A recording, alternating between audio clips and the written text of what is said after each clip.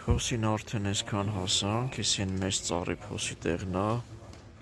սովորաբար փոքր է երևում, չէ տարածքը, բայց տեսեք ինչքան բան է դուրս եկել, անձրևային եղանակ է, այսենց վիճակում, սրանով ուզում եմ ցույց տամ, թե այգում աշխատող մարդիկ ինչ օրեր են կրում, այսքան աղբուզիբիլ ենք անել, ստեղ շինարարություն է արվել, որոշակի բերեձելկա պետք է արվի, բայց ցավալին գիտեք որն է, որ շինարարական գործողություններն անողները բռնում են այդ քարզիբի, ցեմենտի, չկա ցեմենտի շերտ, թաղում, հետո վրան հող լցնում, ասում այգի ստեղծեք։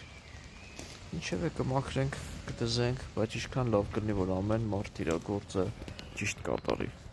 Այս ծառը ստեղ պետք է տանգենք, պետք է մեծ փոս փորենք, լավ հողախառնուրդ սարքենք, անգամ ստեղի գազոնի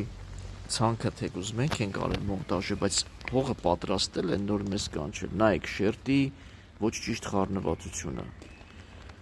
Հիշում եմ նույնիսկ որ ասին մենք հանդիկ կբերենք, կսարքենք, հուշեցի ձևն էլ ասացի, բայց նայեք տակը լիքը շերտով ավազ է, վերևը համարյա չկա ավազ։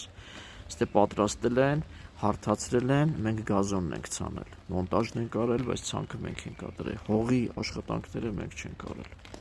Սրանով չեմ արդարացնում մեզ, ուրիշներին փնովում, իրականությունը ներկայացնում եմ։ Այսենց ուրիշների սխալներից քիչ-քիչ կուղենք,